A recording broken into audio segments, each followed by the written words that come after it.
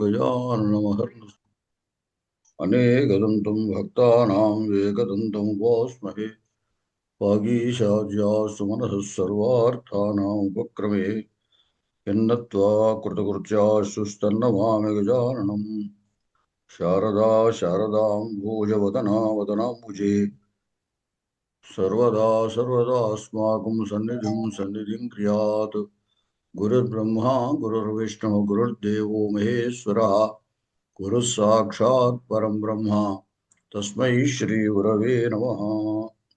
ओं नमः पाणिनिकाचार्य पतञ्जलिभ्यः शब्दविद्या सम्प्रदायकर्तृभ्यो वंशऋषिभ्यो महद्भ्यो मुनिभ्यो गुरुभ्यः।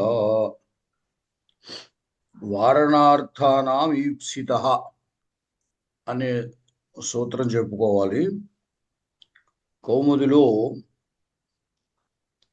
దీనికి ప్రవృత్తి విఘాతః వారణం, నివారించుట, వారించడం అంటే నివారించడం, ప్రవర్తిస్తున్న దాన్ని అడ్డుకోవడమే నివారణము.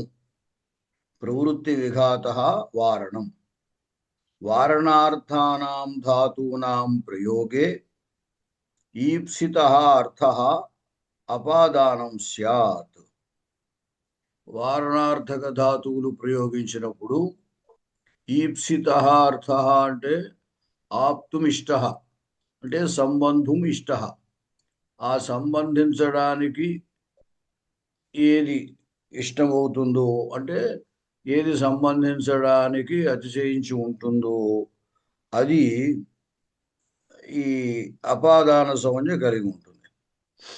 మనకి కర్తురీప్సితతమం కర్మ అనే ఒక సూత్రం మొట్టమొదట్లో వెళ్ళింది.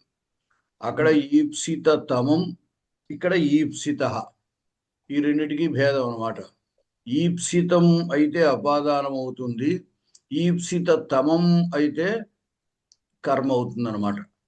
ఈ రెండిటికి భేదం అంటే కర్తృనిష్ట క్రియ, ఆ కర్తృనిష్ట క్రియ చేత ఆప్తుం సంబంధం ఇష్టం కారకం, అక్కడేమో అతిశయేన సంబంధం ఇష్టం కారకం అని కర్మ సంజ్ఞలో చెబుతారు. ఇక్కడ సంబంధం ఇష్టం కారకం కర్మ సంజ్ఞం స్యాత్ అని. ఎవేభ్యో గాం వారయతి అన్నప్పుడు దేన్ని, గోవుని నివారిస్తున్నాడు. అంటే ప్రవృత్తి విఘాతానుకూలో వ్యాపార. ఆ గోపాలకుడు ఏం చేస్తున్నాడు, ఆ ధాన్యంలోకి వెళుతున్నట్టు ధాన్యం తినేస్తుంది అది. అంటే ధాన్యంలోకి వెళుతున్నటువంటి గాం అన్నప్పుడు ఎద్దుని అనుకోండి, ఆవన్న ఎద్దున పర్వాలేదు, ఇక్కడ ఎద్దు అనుకోండి, ఎద్దుని నివారిస్తున్నాడు అనమాట. అంచేత గోవు యొక్క ప్రవృత్తిని విఘాతం కలిగిస్తున్నాడు. ఆ విఘాతానుకూల వ్యాపారము దీని ఎందుంది, అదే అతడి ఎందుందనమాట. ఇక్కడ గోవమో కర్తృనిష్ట క్రియాజన్య ఫలాశ్రయత్వేన గోవుకి కర్మత్వం అంటే ఈప్సిత తమం అనమాట. ఈప్సితం అంటే ఏమిటవుతోంది, గోవు దేంట్లోకి ప్రవర్తిస్తోంది, ఆ దానికి ఎవల్లోకి ప్రవర్తిస్తోంది. ఆ ప్రవర్తనకి విఘాతం, ప్రవృత్తి విఘాతం. తదాశ్రయత్వేన ఆ ఎవలకి అపాదాన సంజ్ఞ వచ్చి అపాదానత్వేన అపాదానే పంచమి అనే రూపం అవుతుంది. ఈప్సిత కిం ఇవేభ్యో గాం వారయతి క్షేత్రే అన్నాడు. అక్కడ ఈప్సితము అంటే కర్తృనిష్ట క్రియా సంబంధం దీనికి క్షేత్రానికి ఏమీ లేదు కాబట్టి ఆ క్షేత్రము అపాదానం కాదు అని క్షేత్రం అధికరణ సంజ్ఞ చేత క్షేత్రియే అని అన్నాడు. అది మనకి కౌముదిలో చెప్పినటువంటి అంశం. ఇప్పుడు ఇక్కడ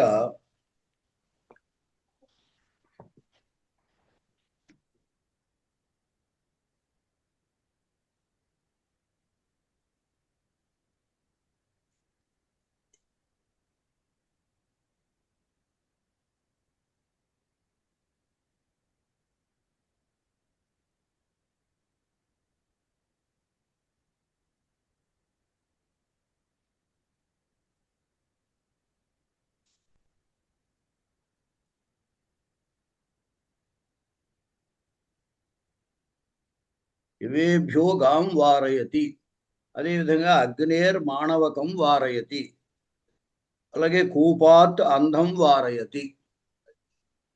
ఈ వరుసకు ఉదాహరణలన్నీ ఇచ్చారు. భక్షణ సంయోగాదిజనక వ్యాపార అభావానుకూలో వ్యాపార ధాత్వర్థ. ఇక్కడ ప్రవృత్తి విఘాతము అని సాధారణంగా మన కౌముదిలో రాశారు. అయితే ప్రవర్తిస్తే జరిగేది ఏమిటి అంటే, గోవు ఎద్దు ఆ ధాన్యంలోకి ప్రవేశిస్తే అదే ఎవరు అంటే ధాన్యం రాశి ప్రవర్తిస్తే అది తినేస్తుంది.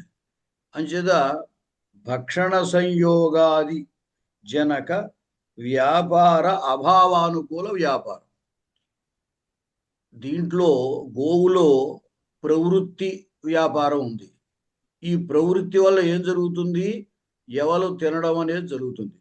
అంచేత భక్షణ సంయోగాది, సంయోగం అనేది తర్వాత దాంట్లో అగ్నేర్మాణవకం వారైంది. అక్కడ కుర్రాడు ఆ నిప్పు దగ్గరికి వెళుతున్నాడు. వెళితే ఏమవుతుంది? అగ్నితోటి సంయోగము వాడి చేయి కాలుతుంది. అంచేత ఆ సంయోగము జరగకుండగా, అలాగే ఇక్కడ ఎవల యొక్క భక్షణం జరగకుండగా, భక్షణ సంయోగాది జనక వ్యాపారం, భక్షణ జనక వ్యాపారము గోవులో ఉంది, అది ఎద్దులో ఉంది.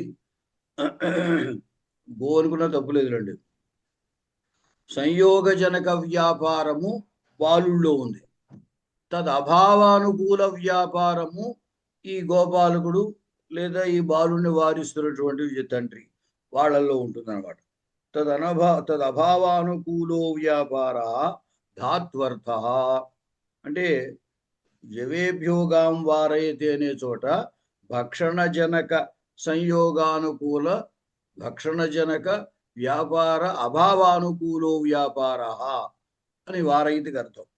అగ్నేర్మాణవకం వారయితే అనే చోట సంయోగజనక వ్యాపార అభావానుకూలో వ్యాపార అని అర్థం.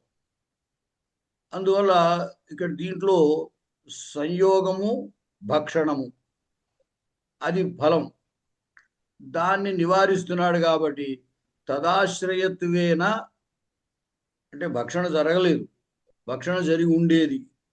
అంచేత భక్షణజనకమైనటువంటి వ్యాపారము గోవులో ఉంటే దాన్ని నివారిస్తున్నాడు అనమాట. అభావ చూడండి, అభావ ప్రతియోగి వ్యాపారజన్య ఫలాశ్రయ అత్ర అపాదానం. అభావ ప్రతియోగి వ్యాపారజన్యం, అభావము ఇక్కడ భక్షణజనక వ్యాపార అభావం, భక్షణజనక వ్యాపార అభావం. అభావానికి ప్రతియోగి ఎప్పుడు కూడా నెగిటివ్ పాజిటివ్ అనమాట. అంటే అభావానికి ప్రతియోగి ఏమవుతుందంటే భావం అవుతుంది.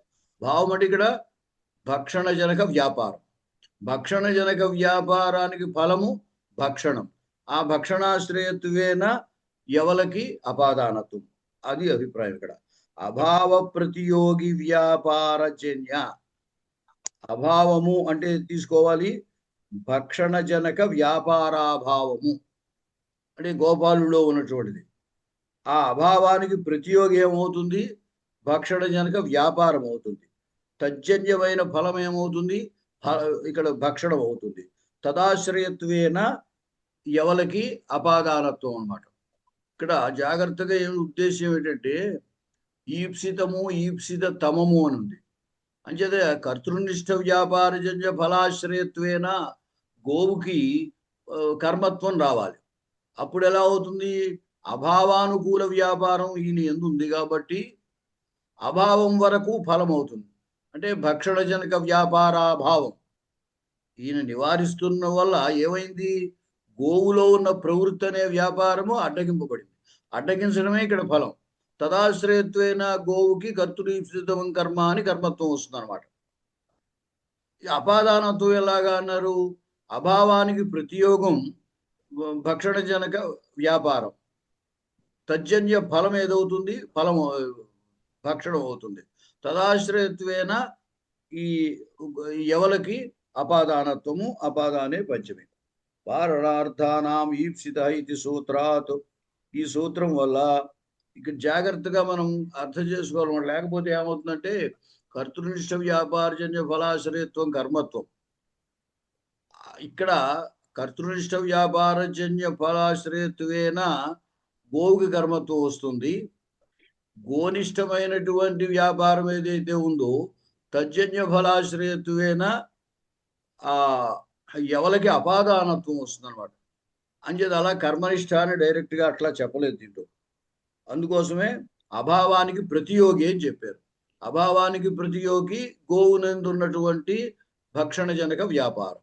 తజ్జన్య ఫలము అంటే భక్షణం. తదాశ్రయత్వేన ఎవరికి అపాదానత్వం. వారణార్థ ధాత్వర్థ ఫలాశ్రయత్వ మాత్రే ఈప్సితత్వం. అది వారణార్థ ధాతు యొక్క అర్థం. వారణార్థక ధాతు ఏదైతే ఉందో అంటే వారైతేనే ధాతువు, ఆ ధాత్వర్థ ఫలము, ఆ ఫలాశ్రయత్వ మాత్ర ఈప్సితత్వం. ఫలాశ్రయత్వ మాత్రేణ ఇక్కడ ఈప్సితత్వం వస్తుంది. తేన భక్షణ సంయోగాది ఆశ్రయత్వాది అవాదినాం అపాదానత్వం. ఆశ్రయత్వాత్ యవాదీనాం అపాదానత్వం. అందువల్ల ఇక్కడ ఎందుకు ఇలా చెప్తున్నాడు అంటే వారణార్థక ధాతు తీసుకున్నప్పుడు జన్యము తజ్జన్య జన్యము అని అంటాం. ఇక్కడ గోపాలుడి యందు భక్షణ జనక వ్యాపార అభావానుకూల వ్యాపారం ఉంది. ఏమండి, దీంట్లో ఎంతవరకు ఫలంగా తీసుకుంటారంటే భక్షణ జనక వ్యాపారాభావము అతనిలో ఉన్న వ్యాపారానికి అభావానుకూల వ్యాపారం అతనిలో ఉంది కాబట్టి ఫలము అభావం దాకా ఫలంగా తీసుకుంటాడు. తీసుకున్నట్టు ఏమైపోతుంది, దాంట్లో భక్షణము తజ్జనక వ్యాపారము ఈ రెండూ కూడా వారణార్థక ధాతువు యొక్క ఫలముగా ఉన్నది. ఎందుకంటే దాంట్లో భాగం అయిపోయింది. విశేషణత్వమే ఫలత్వం ఇక్కడ. అంచేత భక్షణాశ్రయత్వేన ఎవలకి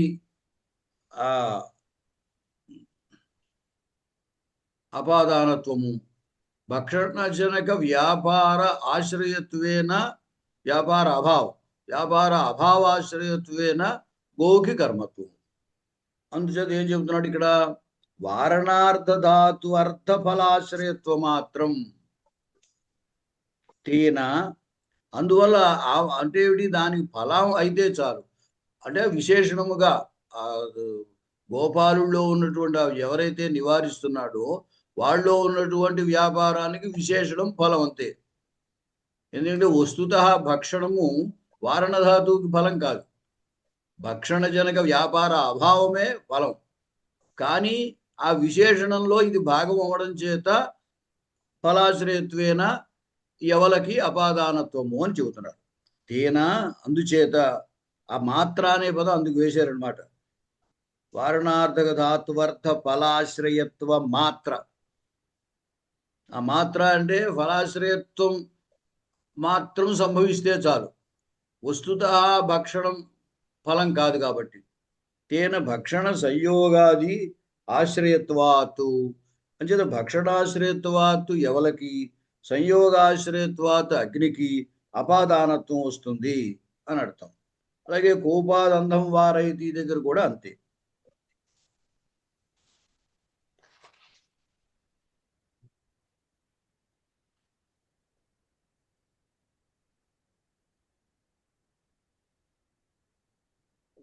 అనుకూలతా చాత్ర యోగ్యతారూపైవా.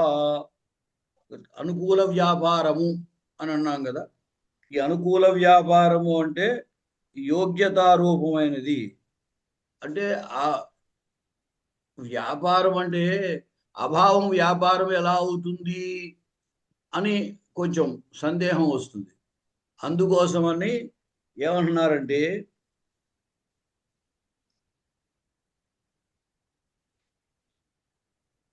అదే దానికి వ్యాఖ్యలో రాస్తున్నారు. అందుకే వారైతే నిరుక్తార్థకత్వే వారణానంతరమపి భక్షయితి గవాదౌ వారైతి ఇష్టప్రయోగో నోపపద్యేత ఇచ్చత ఆహా అనుకూలత ఇది.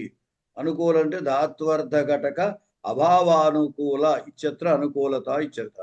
యోగ్యతా రూపైవ స్వరూప యోగ్యతా రూపైవేత్యర్థ. అంటే ఏంటి? నివారించడము. ఒకవేళ నివారించినా భక్షిస్తుంది అనుకో, అప్పుడైనా నివారైతే అని అనాలి. వాడు అడ్డగిస్తున్నాడు కానీ అది తప్పించుకుని వెళ్ళి ఒకవేళ దాన్ని తింటోంది అనుకుందాం, అప్పుడు కూడా నివారైతి అనే ప్రయోగమే ఉంటుంది. తేన ప్రతిషిద్ధేగవి భక్షయత్యపి. ఇలా చెప్పడం వల్ల అనుకూలతాచక యోగ్యతారూప. యోగ్యత అంటే ఏమిటి? నివారించడానికి యోగ్యమైన పని. దాన్ని ఏదో విధంగా ఆ ఎవరు తినకుండా ఆపే ప్రయత్నం అన్నమాట. తేన అంటే పూర్తిగా నిషేధించే, దాన్ని ఆపగలిగేడా లేదా అనేది కాదు ఇక్కడ. ఆపడానికి ప్రయత్నం చేస్తున్నాడు, నివారిస్తున్నాడు. మనం అలాగే అంటాం కదా, వాడు అడ్డుకుంటున్నాడు అంటాం. అడ్డుకుంటున్నాడు, అడ్డుకోవడం పూర్తిగా సఫలం కావచ్చు, ఒకప్పుడు సఫలం కాకపోవచ్చు. వీడు అడ్డుకున్నప్పటికీ కూడా అది పక్కని తప్పించుకుని వెళ్ళొచ్చు. అందుకోసం తేన ప్రతిషిద్ధేగవి భక్షయత్యపి. అది ఒకవేళ ఇలా అడ్డుకున్నప్పటికీ ఆ గోవు వెళ్ళి ఆ ఎవరు తినేస్తుంటే అయం వారైతి తథాపి న నివర్తతే ఇది ప్రయోగ సిద్ధి. వీడు నివారిస్తున్నాడు కానీ అది ఆగలేదు. తథాపి న నివర్తతే, అది నివర్తించడం లేదు అనేటువంటి ప్రయోగము సిద్ధిస్తుంది. కేవలము అభావాన్ని మాత్రమే తీసుకుంటే పూర్తిగా అడ్డుకున్నప్పుడే ప్రయోగించాల్సి వస్తుంది. కానీ అడ్డుకుంటున్నాడు ఒకప్పుడు, అడ్డుకున్నప్పుడు ఎట్లాగా సిద్ధిస్తుంది. అడ్డుకుంటున్నా అది తప్పించుకుని వెళ్ళింది అనుకోండి, అటువంటి సందర్భంలో కూడా ప్రయోగం ఎలా ఉంటుంది? అతడు నివారిస్తున్నాడు కానీ అది నివర్తించటం లేదు. అయం వారయతి తథాపి న నివర్తతే ఇది ప్రయోగ సిద్ధి. అప్రవృత్తవారణేపి తథా ప్రయోగ. అంతే అక్కర్లేదు, ఒక్కొక్కప్పుడు అది వెళ్ళకపోవచ్చు, వెళుతుందేమో అనే అభిప్రాయముతోటి వీడు నివారించవచ్చు. మనం గమ్ముని కుర్రాడు అగ్ని దగ్గరికి వెళతాడు, వాడు అగ్నికేసి వెళ్ళటం లేదనుకోండి, వెళ్ళకపోయినా వెళతాడేమో అని ఆశంక చేసి మనం వాడిని దూరంగా తీస్తాం. అలాగే ఈ గోవు ఎవరు తినేస్తుందేమో, అక్కడికి వెళుతుందేమో అనే ఉద్దేశంతో నివారిస్తా. అంటే ప్రవృత్తి లేదు ఇక్కడ, ఎవరి దగ్గరికి గోవు వెళ్ళటం లేదు, వెళ్ళకపోయినా వెళుతుందేమో అనే ఉద్దేశంతో దాన్ని పక్కకి తీసుకువెడతాడు, తోలుతాడు. అప్రవృత్త వారణే అపి తథా ప్రయోగ. ఆ విధంగా ప్రయోగించవచ్చు. అంటే యవేభ్యోగాం వారైతే అని అప్పుడు కూడా ప్రయోగించవచ్చు. ఏది ఇమాగావస్తత్ర గచ్చంతి ధ్రువం సస్యనాశ తన్నాశే అధర్మ రాజభయంచ స బుద్ధ్యా ప్రాప్య నివర్తయతి ఇది భాష్యాత్. అదే ఇప్పుడు చెబుతున్నాడు అనమాట. ఒకవేళ మనం అనుకున్న భావాన్ని ఆయన భాష్యంలో ఈ విధంగా ఉంది అని. ఇవి గోవులు కనుక అక్కడ ప్రవర్తించిన, అంటే ఎవరి దగ్గరికి కనుక వెళ్ళినట్టయితే తప్పకుండా ఆ సస్యనాశము, పంట నశిస్తుంది. అంటే ఎవరంటే యవధాన్యం ఉన్నటువంటి వరి చేను అనమాట. ఆ వరి చేనులో కనుక ఉన్నట్టయితే ఈ గోవులు అవన్నీ తినేస్తాయి, తినేస్తే పంట పాడైపోతుంది. తన్నాశే అధర్మ. అంటే పండినటువంటి పంటను నాశనం చేస్తే కూడా అధర్మమే. అంతేకాకుండా రాజభయంచ, రాజు అంటే శిక్షిస్తాడు. ఈ విధమైనటువంటి బుద్ధి సబుద్ధ్యా ప్రాప్య. కాబట్టి ఇది బుద్ధి చేత పొందినటువంటి వాడై నివర్తయతి. ఆ వ్యక్తి ఏం చేస్తాడు? సహా ఆ వ్యక్తి బుద్ధ్యా ప్రాప్తి, బుద్ధిలో ఏమనుకుంటాడు? ఎవరి దగ్గరికి వెళితే నాశనం అయిపోతాయి ఎవరు, దానివల్ల మరో ఇబ్బంది వస్తుంది, అందుకోసమని ఆ గోవు అక్కడికి వెళ్లకుండా నివారిస్తాడు అన్నమాట. సో బుద్ధ్యా ప్రాప్య నివర్త అంటే ఏమిటి? గోవు వస్తుత ఇంకా అక్కడికి వెళ్ళటం లేదు, ఎవరి దగ్గరికి పక్క నుంచి వెళ్తోంది, ఎవరి చేలోకి వెళ్ళి నాశనం చేస్తుందేమో అని ఇతడు నివారిస్తున్నాడు. అంచేత ప్రవృత్తి ఉన్నా ఈ ప్రయోగం ఉంటుంది, ప్రవృత్తి లేనప్పుడు ఈ ప్రయోగం ఉంటుంది. ప్రవృత్తి ఉన్నప్పుడు అడ్డగిస్తున్నా అది తప్పించుకు మళ్ళీ వెళ్ళచ్చు, అలా వెళ్ళినప్పుడు కూడా ఈ ప్రయోగం ఉంటుంది అని 3 రకాలుగాను చెప్పాడు. ఉక్త వ్యాపార అనుకూల నివర్తనాచ తన్మతే ధాత్వర్థ. అంచేత ఉక్త వ్యాపార అనుకూల నివర్తన, వ్యాపారానుకూలమైన నివర్తన. ఉక్త వ్యాపారం అంటే భక్షణజనక వ్యాపారము, లేదా ఇంకొకటి సంయోగజనక వ్యాపారము. దాని నుండి నివర్తించడమే వారయతి అనే దానికి అర్థము. అంత్యే అభిముఖ దేశ గమనత్వేన అంధస్య కూపపతనం ఇచ్ఛా విషయ. అంటే 3 ఉదాహరణలు ఇచ్చారు పైన. యవేభ్యోగాం వారయతి, అగ్నేర్మాణవకం వారయతి, కూపాత్ అంధం వారయతి. ఈ కూపాత్ అంధం వారయతి అనేటువంటి చోట ఎట్లాగా అనేది చూపిస్తున్నాడు అనమాట. అతడు ఎక్కడికో వెళ్ళాడి, కానీ అంధుడు కాబట్టి అతడు వెళ్ళవలసినటువంటి ప్రదేశానికి వెళదాం అనుకున్నాడు, కానీ నూతి దగ్గరికి వెళ్తున్నాడు అంధుడవడం చేత. అంత్యే అంటే కూపాదంధం వారైతే అనే చోట అభిముఖ దేశగమనత్వేన అంటే ఎదురుగా ఉన్నటువంటి ఆ ప్రదేశానికి వెళ్తూ ఉండడం చేత. ఒక్క నిమిషం ఉండండి.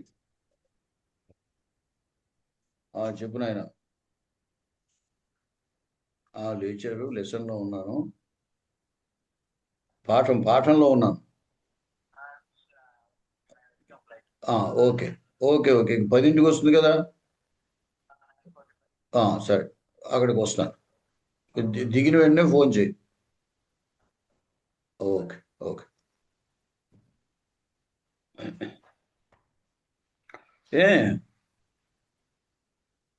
అభిముఖ దేశగమనత్వేన అంధస్య కూపపతనం ఇచ్ఛా విషయ.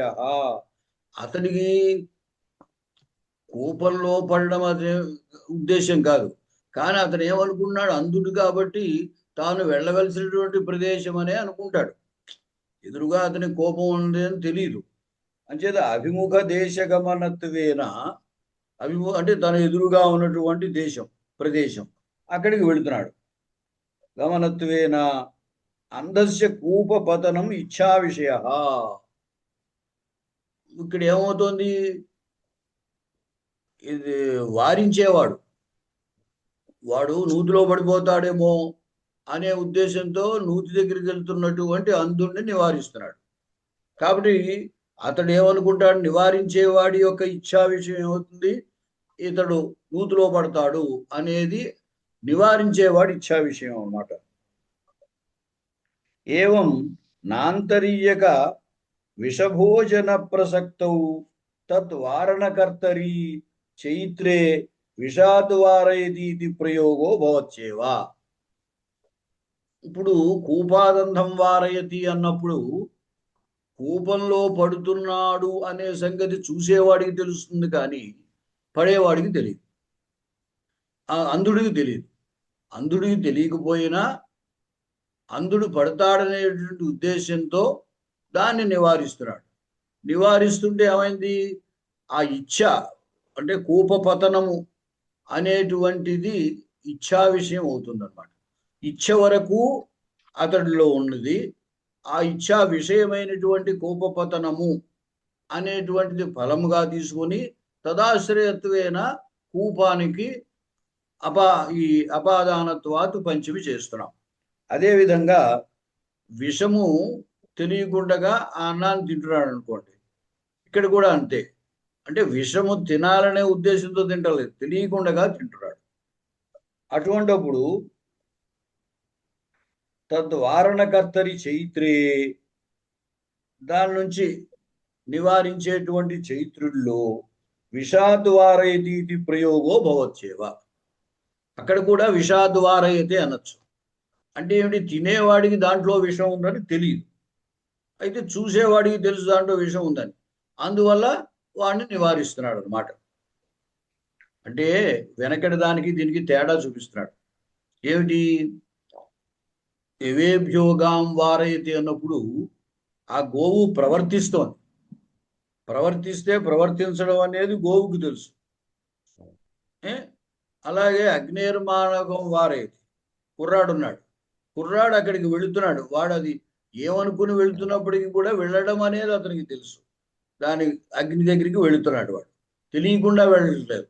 అంటే నిప్పు కాలుతుందనే సంగతి తెలియకపోవచ్చు, కానీ అగ్ని దగ్గరికి వెళ్ళడం అనేది అతనికి తెలుసు. ఇక్కడేమిటి, అంధుడికి కోపం దగ్గరికి వెళ్ళడం అనేది అంధుడికి తెలియదు. అలాగే విష సంయుక్తమైన భోజనం, అన్నం తింటున్న వాడికి, తిందామనుకుంటున్న వాడికి అది విష సంయుక్తం అనే దాన్ని తింటున్నాం అనే సంగతి వీడికి తెలియదు. అలా తెలియకపోయినా చూసేవాడి దాంట్లో ఇచ్ఛా విషయం అయింది కాబట్టి ఆ విషానికి అపాదాన సంజ్ఞ వస్తుంది అని చెబుతున్నారు. విషస్య విషత్వేన ఇచ్ఛా విషయత్వ అభావేపి భక్ష్యత్వేన ఇచ్ఛా విషయత్వాత్. ఇక్కడ జాగ్రత్తగా ఏమిటంటే, వీడు అన్నం తిందాం అనుకుంటున్నాడు, అన్నము విష సంయుక్తము అనే సంగతి తెలియకపోయినా అన్నము తనకి భక్షణేచ్ఛా విషయం అవుతుంది. అన్నం తిందామని ప్రవర్తిస్తున్నాడు కదా, కాబట్టి భక్షణ విషయం అవుతుంది. అంటే భక్షణ ఇచ్ఛా విషయం, తిందామని అనుకోవడం, భక్షణేచ్ఛా విషయము అన్నం అవుతుంది.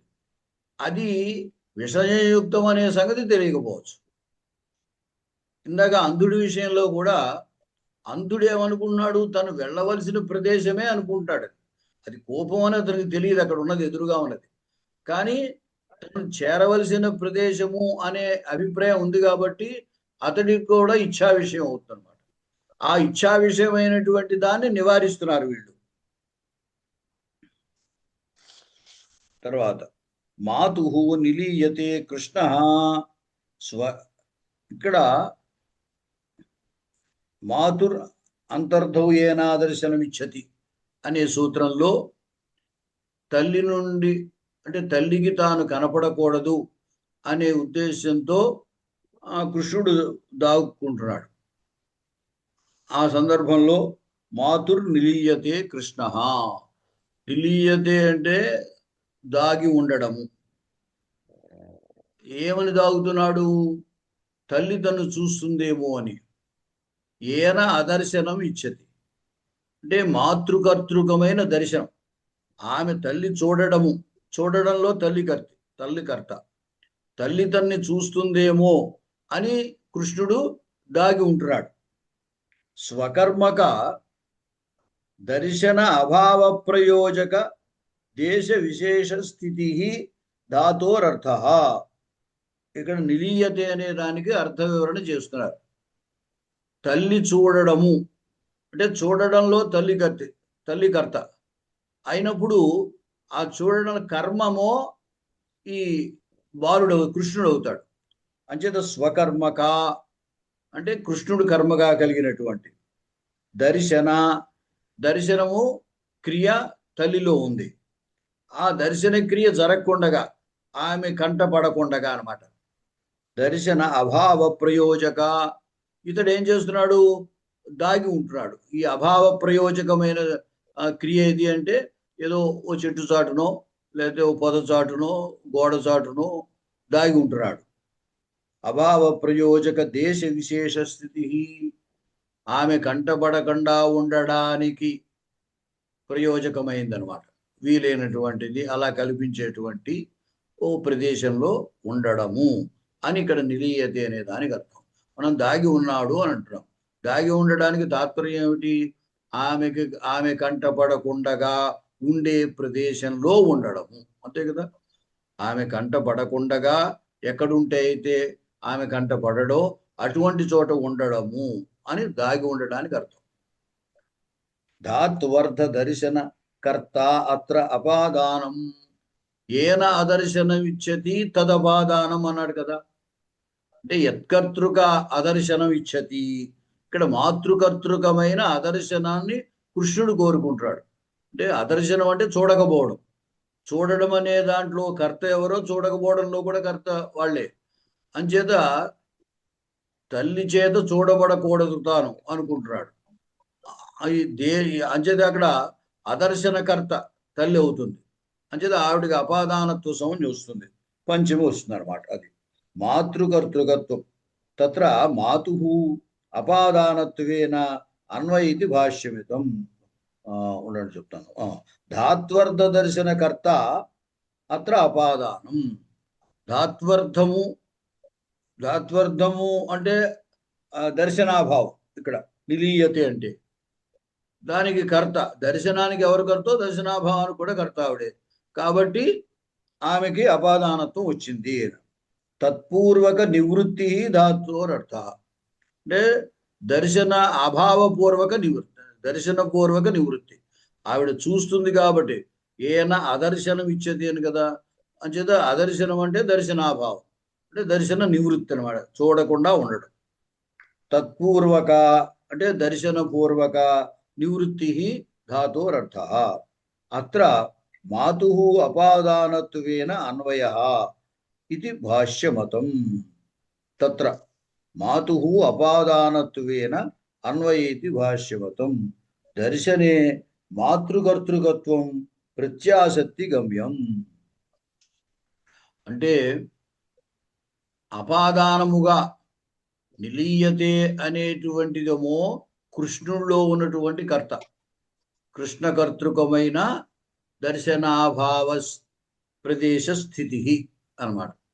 దర్శనం కాకుండా ఆమె కంటపడకుండా వేరే చోట ఉండడము అనేది ధాతువుకు అర్థము. ఆ క్రియము కృష్ణుల్లో ఉంది. ఏన అదర్శనమిచ్చతి అన్న కాబట్టి ఆమె కంటపడకుండా ఉండాలని కృష్ణుడు కోరుకుంటున్నాడు. కాబట్టి చూడడము అనే క్రియ, ఆ చూడడానికి కర్త ఆవిడ అవుతుంది, తల్లి అవుతుంది అనమాట. కాబట్టి దర్శనాభావం కూడా ఆమె దేవుడు. దర్శనకర్త ఏనా దర్శనం ఏ యత్కర్తృగా అంటున్నాడు కదా. దర్శనం అనేది ఆమె చేస్తుంది కాబట్టి తల్లి కర్త అనమాట. ఆవిడికి అపాదాన సౌం చేస్తుంది. ఇక్కడ దర్శనే మాతృకర్తృకత్వం ప్రత్యాసక్తి గమ్యం సూత్రంలో ఏన అదర్శనం అన్నాడు కానీ ఏన దర్శనం అనలేదు కదా. అందువల్ల దర్శనంలో తల్లి కర్త అని ఎట్లాగా అంటే అదర్శనానికి కర్త ఆవిడని చెప్పినప్పుడు ప్రత్యాసక్తి అంటే మరొక క్రియ ఏమీ ఇక్కడ లేదు, దర్శనము దర్శనాభావమే ఉంది. కాబట్టి ప్రత్యాసత్య మరొకటి ఇంకో క్రియతో అక్కడ అన్వయించే అవకాశం ఏమీ లేదు. కాబట్టి దర్శనానికి కర్త ఆవిడే, దర్శన అభావానికి కర్త ఆవిడే. అది ప్రత్యాసక్తి గమ్యం అంటే. తర్వాత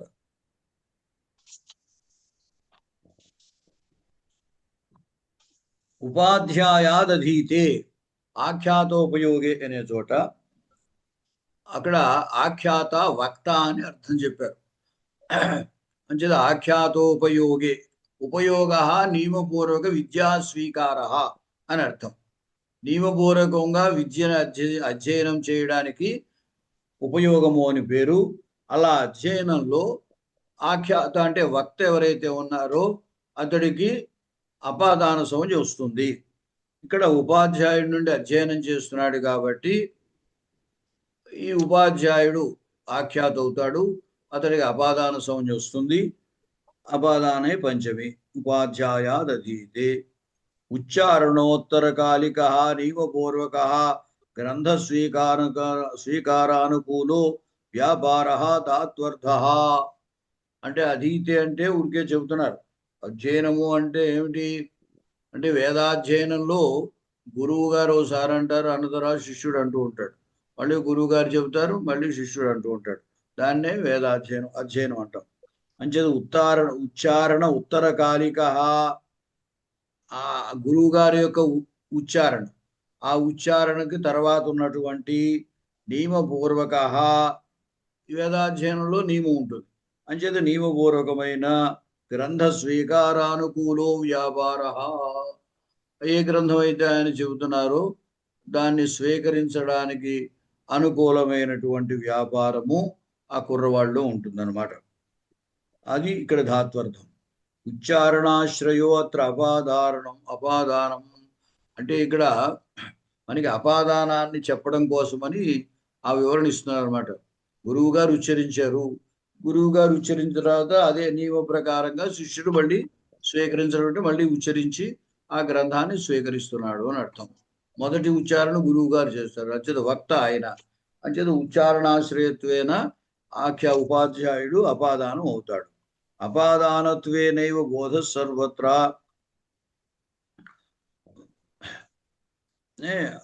అంచేత అన్ని చోట్ల కూడా అపాదానత్వేనైవ బోధ, అపాదానముగానే తీసుకోవాలి.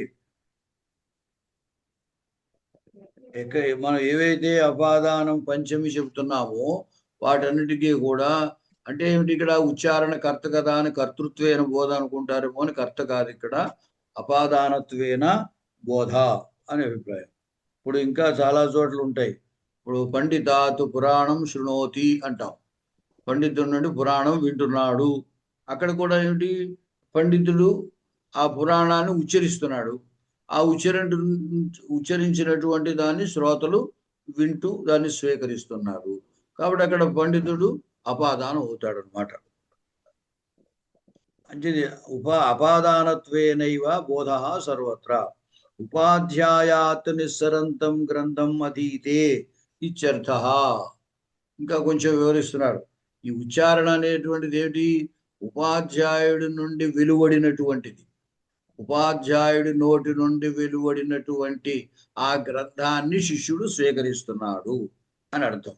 ఉపాధ్యాయాత్ నిస్సరంతం గ్రంథం అధీతే ఇత్యర్థ.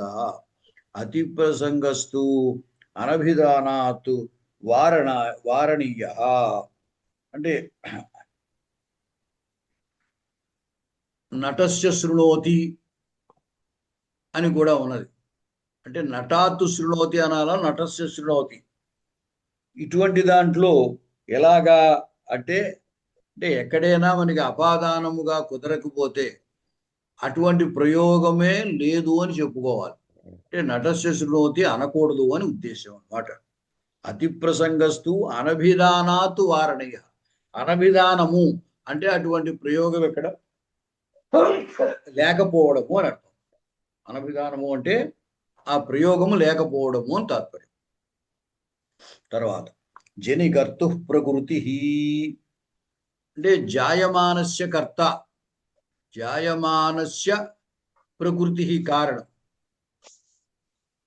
జనికర్తు అంటే పుట్టేటువంటి వాడు, జనికర్త, జని అంటే జననం, జననానికి కర్త ఎవడు పుడుతుంటే వాడే జననానికి కర్త, వాడే కారణం వేరు. అంచేత జాయమానస్య ప్రకృతి కారణం అపాదానం స్యాత్ అని అర్థం. మనం బ్రహ్మణ ప్రజాయంతే అంటే బ్రహ్మగారు మన అందరినీ సృష్టిస్తున్నారు అంటాం కదా, అలా అన్నప్పుడు ఏమిటి, ప్రజాయంతే, ప్రజలంతా పుడుతున్నారు. పుట్టడానికి కారణమైనటువంటి బ్రహ్మ ఎవడైతే ఉన్నాడో ఆ బ్రహ్మకి అపాదాన సంజ్ఞ వచ్చింది, వచ్చి బ్రహ్మణ అని అవుతుంది.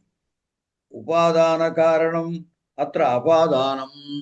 కారణం అంటే ఉపాదాన కారణం అంటే కారణాలు రకరకాలుగా ఉండొచ్చు. నిమిత్త కారణం ఉంటూ ఉంటుంది, సమవాయ కారణం ఉంటుంది, అలాగా ఉపాదాన కారణం. పరమాత్మని జగదుపాదాన కారణం అని అంటారు. అందువల్ల ఏమిటంటే, అంటే అది లేకపోతే జగత్తు లేదు. మట్టి కుండ ఉందనుకోండి, కుండకి ఉపాదాన కారణం మట్టి, మిగతావన్నీ నిమిత్త కారణాలు. చేసేవాడు కానీ, ఆ చక్రం కానీ, మట్టిని తీసుకొచ్చే గాడిద కానీ, చక్రాన్ని తిప్పే కర్ర కానీ, అవన్నీ కూడా నిమిత్త కారణాలు అవుతాయి. మట్టి మాత్రం ఉపాదాన కారణం, ఎందుకంటే అన్నీ ఉన్నా మట్టి లేకపోతే అవదు. మిగతా ఒకప్పుడు లేకపోయినా మట్టితోటి ఏదో విధంగా కుండ తయారు చేయగలుగుతారు. అందుచేత ఏమిటి, కుండకి మట్టి ఉపాదాన కారణం. అలాగే ఈ జగత్తంతకి కూడా బ్రహ్మ ఉపాదాన కారణం. అలాగే ఈ ప్రజలందరూ సృష్టింపబడ్డారు అంటే వీళ్ళందరికీ కూడా ఉపాదాన కారణం ఎవరు అంటే బ్రహ్మగారు. అంచేత బ్రహ్మణ అని బ్రహ్మకి పంచమి వచ్చింది. జనికర్తు ప్రకృతి ఇది సూత్రాత్. జనికర్తు ప్రకృతి అనే సూత్రం వల్ల ఇక్కడ అపాదాన సంజ్ఞ వచ్చి పంచమి విభక్తి వస్తుంది. సూత్రే ప్రకృతి, ప్రకృతి అంటే సాధారణంగా మనం కారణము అని చెబుతాము. అది ఆ కారణము నిమిత్త కారణం తీసుకోకూడదు, ఉపాదాన కారణం తీసుకోవాలి. ఉపాదాన కారణం బ్రహ్మ అపాదానిక, ఉపాదాన కారణానికి అపాదాన సౌం చెప్పాడు కాబట్టి బ్రహ్మ అపాదానిక ప్రజాకర్తృక ఉత్పత్తి ఇది బోధ. ఇప్పుడు పుట్టడానికి ఎవరు పుడితే వాళ్లే కర్తలు. పుట్టడం అనే క్రియకి కర్త ఎవరుండి ఎవరు పుడుతుంటే వాళ్లే కర్తలు. కాబట్టి ప్రజాకర్తృకమైన ఉత్పత్తి జననము అని అర్థం. అది ఎవరి కారణంగా? బ్రహ్మ కారణంగా. బ్రహ్మ అపాదానిక, బ్రహ్మగారికి అపాదాన సౌం చెప్పారు కాబట్టి బ్రహ్మ అపాదానిక ప్రజాకర్తృక ఉత్పత్తిరిది బోధ. బ్రహ్మణ నిస్సరణం నిస్సరమాణా జాయంతే ఇత్యర్థః. బ్రహ్మ నుండి వచ్చారు అంటే అంటే మొత్తం అంతా ఉన్నది బ్రహ్మ పదార్థమే కాబట్టి ఆ బ్రహ్మ నుండి ఈ ప్రజలందరూ కూడా వచ్చారు కాబట్టి బ్రహ్మ నుండి నిస్సరణం అనమాట. బ్రహ్మ నుండి నిస్సరమాణ జాయంతే, వాళ్ళ నుండి వెలువడుతూ పుట్టారు వీళ్ళు అని అర్థం. నిస్సరణం లోక ప్రసిద్ధాశ్రయం. ఇక్కడ వెలువడము అనేది లోక ప్రసిద్ధిని బట్టి స్వీకరించండి. వెలువడము అనేది ఎందువల్ల అంటే రకరకాలుగా ఈ నిస్సరణం అనేది జరుగుతూ ఉంటుంది కాబట్టి. అంటే బ్రహ్మ అక్కడ నుండి నిస్సరణం అవడము మనం చూడడానికి అవకాశం లేనటువంటిది. ఇతరత్ర అయితే ఏదో ఒక పశువు నుండి పిల్ల పుడుతోంది అంటే ఆ నిస్సరణం అనేది మనం చూడటానికి అవకాశం ఉన్నటువంటిది. అంచేత లోక ప్రసిద్ధిని ఆశ్రయించి తీసుకోండి. నిస్సరణం అంటే సాధారణంగా వెలువడము, పుట్టిన బయటికి రావడము అని అర్థం నిస్సరణం అంటే. యది అస్మాజ్జాయతే తత్తో నిర్గచ్చతి ఇది లోక వ్యవహారాత్. యది అస్మాత్ యత్ యస్మాత్ జాయతే తత్తో నిర్గచ్చతి ఇది లోక వ్యవహార. అది చెప్తున్నాడు. దానివల్ల అది పుడుతోంది అంటే దాని నుండి వెలువడుతోంది అని లోక వ్యవహారం.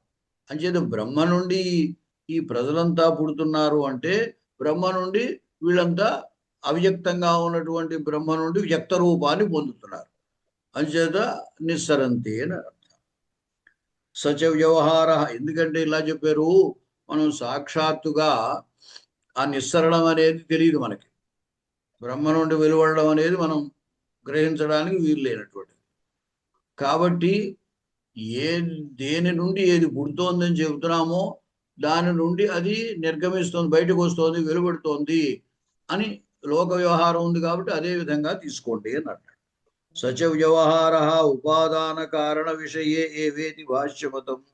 అయితే ఇక్కడ ఈ నిస్సరణము అనేటువంటిది వ్యవహారము ఎలాగ తీసుకోవాలంటే కేవలం ఉపాదానము నుండి, ఉపాదాన కారణం నుండి కార్యం నిర్గమించడం, దాన్నే స్వీకరించాలి.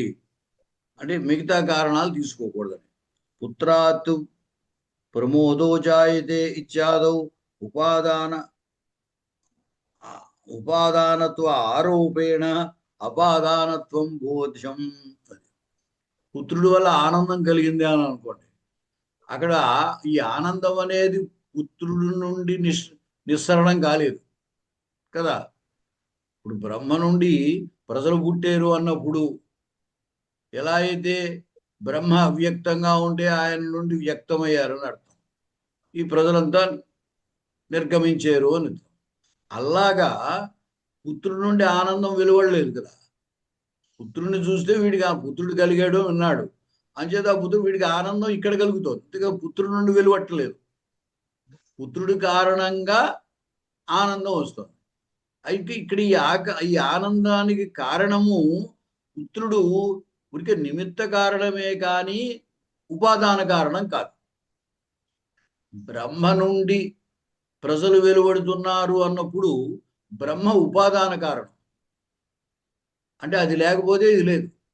అంటే బ్రహ్మ లేకపోతే ఈ సృష్టి ప్రజలే లేరు, అది ఉపాదాన కారణం. ఇక్కడ ఆనందము అనేది పుత్రుడి నుండి వెలువట్టలేదు. ఆనందం జరుగుతున్నది ఇతడిలో, తండ్రిలో ఆనందం కలుగుతుంది. ఈ ఆనందానికి నిమిత్తం మాత్రమే పుత్రుడు, అంతేగాని ఉపాదాన కారణం కాదు. అయితే మరి అక్కడ పంచం ఎలా వస్తుంది? అపాదానత్వం అంటే ఆరోపము అన్నారు అంతే. ఉపాదానత్వ ఆరోపేణ, ఆ పుత్రుడి యందు అతడు నిమిత్త కారణమే అయినా పుత్రుడి యందు ఉపాదానత్వాన్ని ఆరోపించి మనం ఈ వ్యవహారం అపాదాన సంజ్ఞ పంచమి చెప్పుకోవాలి అని అర్థం. తర్వాత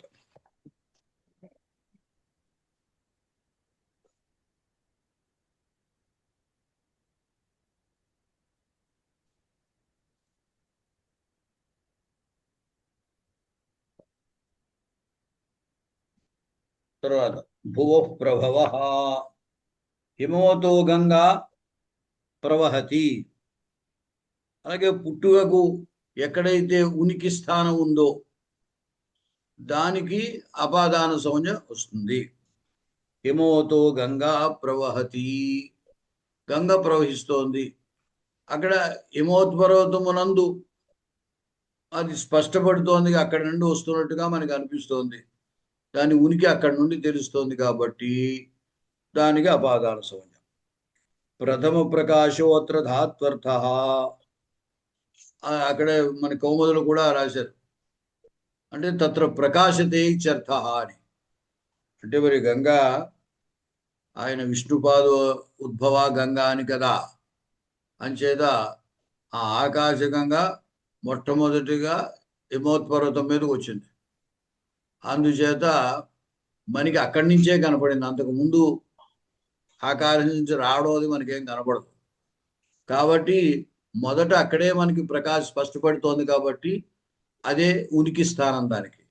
అంచేత దానికి హిమోత్పర్వతానికి అపాదాన సంజ్ఞ వచ్చి హిమోత్ శబ్దం మీద పంచమి విభక్తి వచ్చిందన్నమాట. ప్రథమ ప్రకాశో అత్ర ధాత్వర్థ తదాధారో హిమవత్ ఆది అత్ర అపాదానం.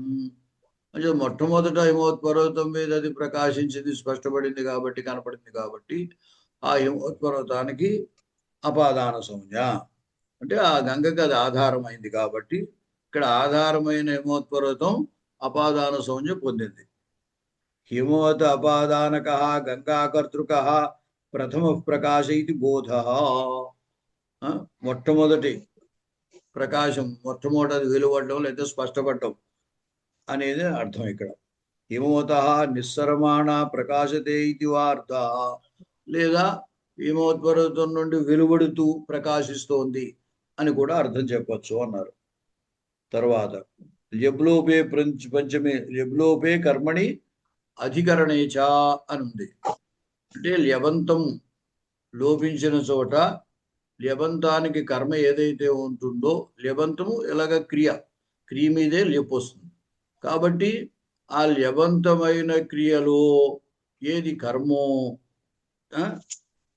దానికి పంచమి వస్తుంది. కర్మణి అధికరణేచ, అలాగే అధికరణము, ల్యబంతానికి ఏది అధికరణమో దానికి అపాదాన సంజ్ఞ వస్తుంది. అలాగే ల్యబంతంలో ఏది కర్మో దానికి అపాదాన సంజ్ఞ వస్తుంది అనమాట. ఆ ల్యప్పు ఇక్కడ ల్యబంతం ప్రయోగించరు. ప్రాసాదాత్ ప్రేక్షతే ఇత్యాదౌతు వాక్యేకదేశ న్యాయేన బోధ. అంటే ప్రాసాదాతు ప్రేక్షతే అనేదానికి అర్థం ఎలాగా అంటే ప్రాసాదమారుహ్య ప్రేక్షతే అని అర్థం. ఎప్పుడైతే ప్రాసాదం ఆరుహ్య ప్రేక్షతే అన్నప్పుడు ప్రాసాదమారుహ్య వాక్యము యొక్క ఒక భాగం వాక్యైక దేశం, వాక్యైకదేశ న్యాయేన బోధ అని. అంచేత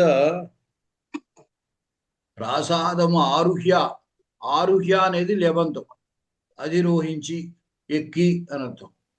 ఈ అధిరోహించడంలో కర్మ ప్రాసాదం అవుతుంది. లెబంతంలో ఏది కర్మో దానికి అపాదాసం. లెబంత ప్రయోగం ఉండదు. లెబంత ప్రయోగం ఉంటే ప్రాసాదం కర్మే కాబట్టి ప్రాసాదం ఆరుహ్య ప్రేక్షతే అని అనాలి.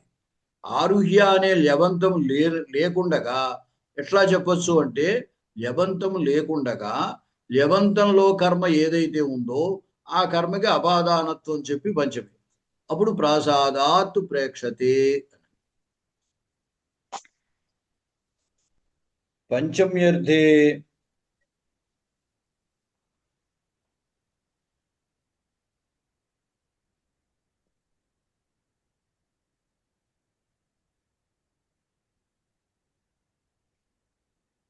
పంచమ్యర్థో ల్యవంతార్థ క్రియాకర్మ. ఇక్కడ ప్రాసాదాత్ అనే పంచమికి అర్థం ఏమిటంటే ల్యవంతార్థ క్రియాకర్మ. ల్యవంతము ఆరుహ్య అనేది దాంట్లో ఆ ల్యవంత క్రియలో కర్మ అయినది ప్రాసాదం కాబట్టి ఇక్కడ ల్యవంతార్థ కర్మ పంచమికి అర్థము. ఆసనాత్ ప్రేక్షతే ఇత్యాదో ఉపవిశ్య ఇత్యాద్యర్థ. ఆసనాత్ ప్రేక్షతే అంటే ఆసనే ఉపవిశ్య ప్రేక్షతే అని అర్థం. అంటే ప్రాసాదం దగ్గర అయితే ప్రాసాదం ఎక్కి చూస్తున్నాడు అంటే కుదిరింది. మరి ఆసనాత్ ప్రేక్షతే అన్నప్పుడు ఆసనం ఎక్కం లేదు కదా ఎలాగా అని అనుకుంటారని అక్కడ వివరణ ఇస్తున్నాం. ఆసనే ఉపవిశ్య ప్రేక్షతే అని అర్థం. అధికరణం పంచమ్యర్థ. ఇందాక ఆరుహ్య అనే చోట కర్మ ప్రాసాదం, ఆసనం దగ్గర ఆసనే ఉపవిశ్య కాబట్టి ఆసనం అధికరణం. ఆ ల్యవంత క్రియలో ఏది కర్మో లేదా ఏది అధికరణమో దానికి అపాదాన సంజ్ఞ. ప్రాసాదాత్ ప్రేక్షతే దగ్గర ఆరుహ్య అనే దాంట్లో ప్రాసాదం కర్మ, దానికి అపాదాన సంజ్ఞ. ఇక్కడ ఉపవిశ్య అనే దాంట్లో అధికరణం ఆసనం, దానికి అపాదాన సంజ్ఞ. ప్రాసాదాదిత నిస్సరత చక్షుష తద్వృత్యా వా ప్రేక్షతే. అంటే ఇప్పుడు అక్కడి నుంచి చూస్తున్నాడు అంటున్నాం కదా, మరి దానికి అపాదానత్వం ఎలా వస్తుంది? అపాదానత్వం అంటే మనం అక్కడి నుండి వెలువడము అని. అంటే ప్రాసాదం నుండి నిస్సరత చక్షుష అంటే వ్యక్తి ప్రాసాదం మీద ఉన్నాడు కాబట్టి అక్కడ నుండి చూస్తున్నాడు కాబట్టి ప్రాసాదం నుండి వెలువడే చక్షువు అని అంటారు. ప్రాసాదాదిత నిస్సరత చక్షుష తద్వృత్యావా లేదా ప్రాసాద వృత్యావా చక్షుష. తద్వృత్తి అంటే ప్రాసాదం మీద ఉన్నటువంటి వాడెవడు, వ్యక్తి ఎవరో ఉంటాడు, దాని నుండి అక్కడ ఉన్నటువంటి వాడి నుండి వెలువడుతున్నటువంటి చూపుతోటి చూస్తున్నాడు అని అర్థం. ప్రేక్షతే ఇత్యర్థ. ప్రాసాదస్య పురుషాన్నిష్కరణమేవ ప్రాసాదావధికత్వేన ఉపచర్యతే ఇది భాష్యమతం. అంటే ఇప్పుడు చక్షువులమో ఆ వ్యక్తికి ఉంటాయి, చూడటం వ్యక్తి చూస్తాడు. కానీ ప్రాసాదము నుండి నిస్సరణము అని ఎట్లాగా అంటే ప్రాసాదస్య పురుషాత్ నిష్క్రమణమేవ ప్రాసాదావధికత్వేన ఉపచర్యతే. ఇప్పుడు అవధి మన ఈ అపాదానంలో అన్నిట్లోనూ కూడా ధ్రువోపాయ అపాదానం అనే దాంట్లో అవధి కదా కావలసింది. అవధి అయినప్పుడు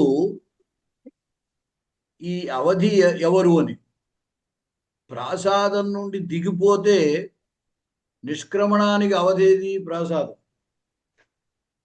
కాబట్టి నిష్క్రమణాన్ని దృష్టిలో పెట్టుకొని ఆ నిష్క్రమించేటువంటి క్రియకి, పురుషుల్లో ఉన్న నిష్క్రమించే క్రియకి అవధిభూతమైనటువంటిది ప్రాసాదం కాబట్టి దాన్ని ఇక్కడ అపాదానంగా తీసుకోవాలి అని చెప్తాడు.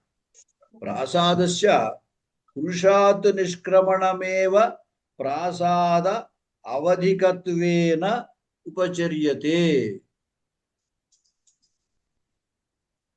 ప్రాసాదానికి పురుషాత్ నిష్క్రమణం, పురుషుడి వల్ల నిష్క్రమణం కనుక జరిగినప్పుడు ఆ నిష్క్రమణం వల్ల ప్రాసాదం అవధి అవుతోంది కాబట్టి ఆ విధంగా ప్రాసాదాన్ని అంచిత ఉపచర్యతే అని అంటే లక్షణయ ప్రాసాదాన్ని మనం అవధిగా గ్రహించాలి.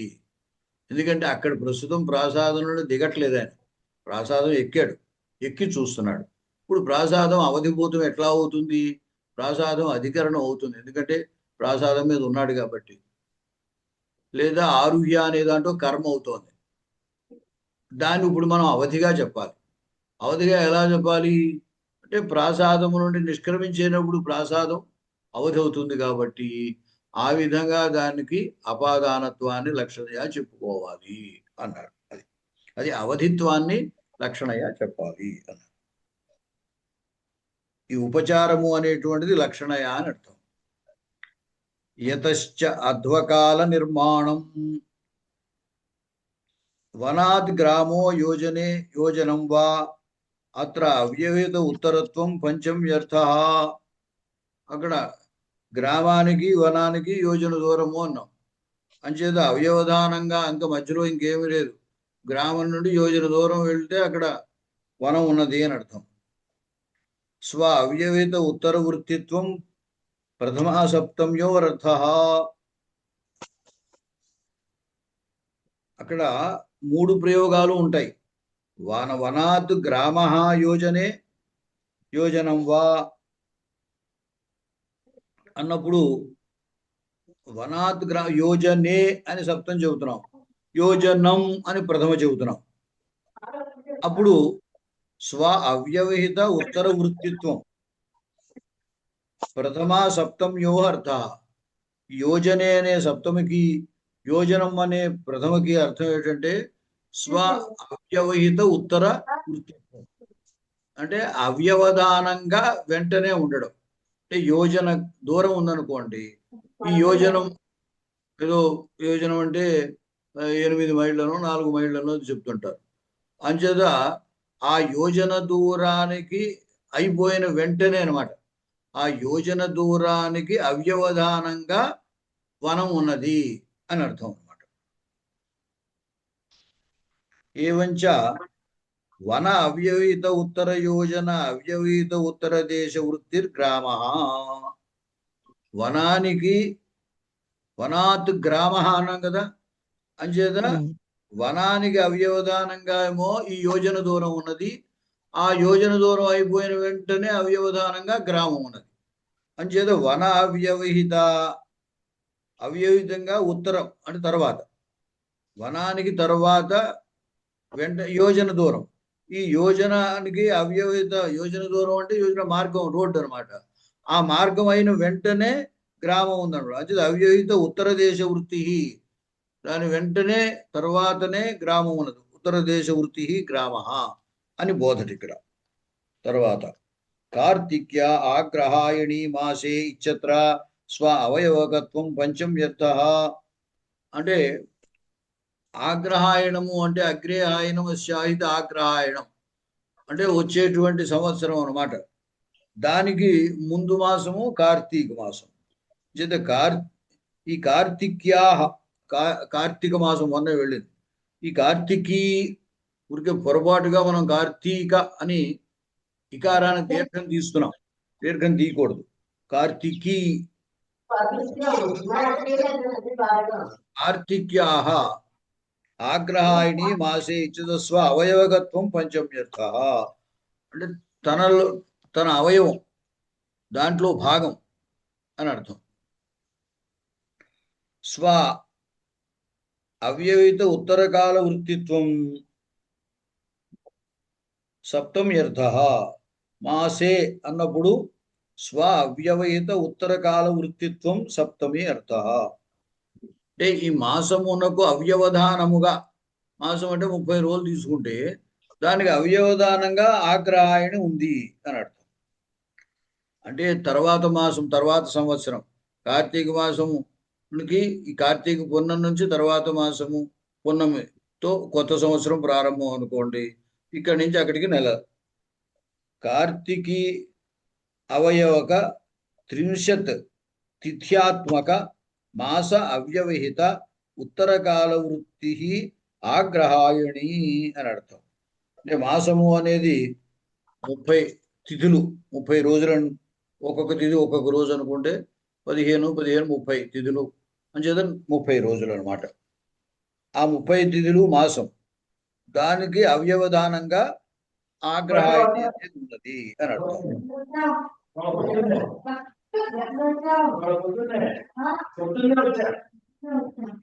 అమ్మ ఎవరు మాట్లాడుతున్నారు? మ్యూట్ చేసుకోండి. వనాన్నిసృత్య యోజనే గతే గ్రామః ఇత్యతః ప్రాప్యతే ఇత్యధ్యాహారేణ బోధః.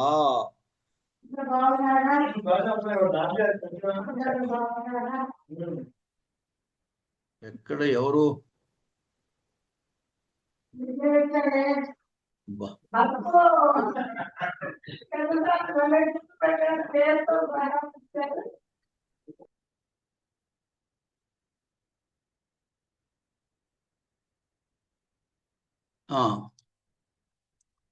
వనాన్నిసృత్య యోజనే గతే గ్రామః ఇది అతః ప్రాప్యతే ఇది అధ్యాహారేణ బోధ్యః. అంటే వనాత్ గ్రామ యోజనే గ్రామ అన్నప్పుడు వనం నుండి బయలుదేరితే, వనాత్ నిసృత్య అంటే వనం నుండి బయలుదేరి అక్కడి నుంచి వెలువడడం ఉంది కదా, ఆ విధంగా ఇక్కడ వనం నుండి బయటపడ్డాక యోజన దూరంలో గ్రామం పొందబడుతుంది అని అక్కడ అర్థము. నిసృత్యేది పరావర యోగేచ ఇతి క్త్వ, అక్కడ నిర్గమించి అనాలి కదా, నిసృత్య అని. అక్కడ త్వాప్రత్యయం ఎట్లా వచ్చింది అంటే పరావర యోగేచ, పర అవర వాటితోటి యోగం ఉన్నప్పుడు త్వాప్రత్యయం వస్తుంది అని. వనావధిక విభాగానుకూల వ్యాపార సంబద్ధే యోజనే గతే గ్రామ ప్రాప్య ఇది బోధ. వనం అవధి, అక్కడి నుండి వెలువడడం అని కాబట్టి అవధిత్వం అంటే ప్రతి చోట అవధిత్వాన్ని నిర్ణయించి దానికి అపాదానత్వాన్ని చెప్పి మిగతా సూత్రాలు అవసరం లేదు అని భాష్యంలో ప్రత్యాఖ్యానం చేశారన్నమాట. అంచేది ప్రతి చోట మీకు ఈ అవధిత్వాన్ని చెప్పడం కోసమని ప్రయత్నం జరుగుతూ ఉంటుంది. అంచేత వనావధిక విభాగము, ఆ విభాగానుకూల వ్యాపార సంబద్ధమైన యోజన దూరము, ఆ యోజన దూరము వెళ్ళాక గ్రామం పొందబడుతుంది అని అర్థం. యోజనమిత్యస్య ప్రథమాంతత్వే గతం చేత్ ఇది శేష. యోజనే అంటే యోజనే గతే అంటే ఆ యోజన దూరం వెళ్ళగా అని అర్థం చెప్పాలి. అదే యోజనం అని ప్రథమా విభక్తి కూడా వాడచ్చు. అప్పుడు యోజనం గతం చేత్, యోజన దూరం వెళ్ళినట్టయితే అని అర్థం చెప్పుకోవాలి. కార్తిక్యా ఇత్యాదేరపి తతః ప్రవృత్తి గతే మాసే ఆగ్రహాయణి ఇత్యర్థ ఇది భాష్యమతం. అంచేత అక్కడ కూడా కార్తీక మాసం నుండి 30 రోజులు గడిస్తే ఆగ్రహాయణి వస్తుంది. అంచేత కార్తీక మాసము నుండి అన్నప్పుడు కార్తీకం దాటాలి. ఇత్యాదేరిపి తతః ప్రవృత్తి, కార్తీక మాసము నుండి అని లెక్క అనమాట. ఆ విధంగా అక్కడ కార్తీక మాసానికి అవధిత్వం ఉంటుంది, అవధిత్వాత్తు పంచమి వస్తుంది. ఈ భాష్యమతం అనే ఉద్దేశం ఏమిటంటే భాష్యమతంలో ధ్రువోపాయే అపాదానం అనే దాని చేతనే అన్నిటికీ అవధిత్వాత్తు అపాదానత్వం పంచమి వచ్చేస్తుంది. ఈ సూత్రాల యొక్క వివరణ అంతా అంటే అసలు సూత్రాలన్నీ అక్కర్లేదు అని ఉద్దేశం. కానీ వాణిని వారి ఎందుకు రాశారు ఇవన్నీ అంటే మనకి స్పష్టంగా తెలియడం కోసం. అత్ర సర్వత్ర భాష్య సమ్మతే ఏవర్తే సాధుత్వం. అంచేత వీటన్నిటిలో కూడా మీరు ఈ అపాదానత్వం చెప్పిన చోట అన్ని చోట్ల కూడా భాష్యకారులు ఏ విధంగా వ్యాఖ్య చేశారో ఆ అర్థమే సమ్మతమైంది. యథా ఉత్తరం మునీనాం ప్రామాణ్యం, యథోత్తరం మునీనాం ప్రామాణ్యం అని ఒక పరిభాష ఉన్నది. కాబట్టి మనకి పాణిని, కాత్యాయన, పతంజలుడు భాష విషయంలో తర్వాత వచ్చినటువంటి మార్పులు మనం స్వీకరించాలి. కాబట్టి పాణిని చెప్పిన దానికంటే కాత్యాయనుడు చెప్పిన దాన్ని ఆయన ఏమైనా మార్పులు చెప్తే వాటిని స్వీకరించాలి. అలాగే కాత్యాయనుడు చెప్పిన తర్వాత పతంజలి చెప్పాడు కాబట్టి పతంజలిది ఇప్పుడు ఫైనల్, దాని తర్వాత ఎవరు చెప్పిన వాళ్ళు లేరు. కాబట్టి పతంజలి చెప్పినటువంటి దాన్ని మనం ఫైనల్గా తీసుకోవాలి. అంటే పాణిని చెప్పిన దానికి పతంజలి చెప్పిన దానికి ఒకవేళ ఏదైనా ఎక్కడైనా తేడా వస్తే అప్పుడు ఏం చేయాలి? పతంజలి చెప్పిన దాన్నే తీసుకోవాలి. యథోత్తరం మునీనాం ప్రామాణ్యం. సర్వత్ర తత్తత్ కారకత్వా వివక్షాయాం షష్ఠ్యా సాధుత్వం ఇష్టమేవా. వాళ్ళు ఇంకోటిది, ఇది అన్నిటికీ ఎగ్జామ్షన్. మీరు కారకత్వాన్ని వివక్ష చేస్తేనే ఈ అపాదానత్వము పంచమి అనేది.